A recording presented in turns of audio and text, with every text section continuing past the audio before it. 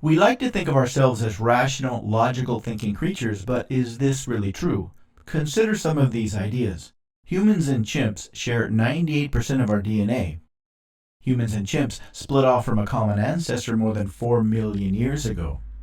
So that means that 98% commonality of our genes between humans and chimps is at least 4 million years old. Now, how long have humans been human?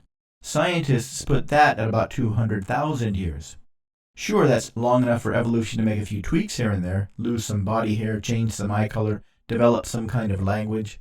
But our deep instincts, especially those that we share with chimps, who have a similar but not identical social structure, have been around much, much longer. A study was done on a compound of chimps over several years and written about in a book called Chimpanzee Politics.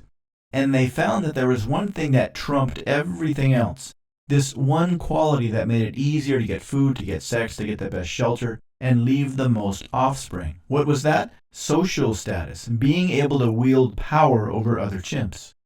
You could say that in the 4 million years since humans and chimps have split apart, every single generation of humans has been a contest to see who can get and maintain the most social status.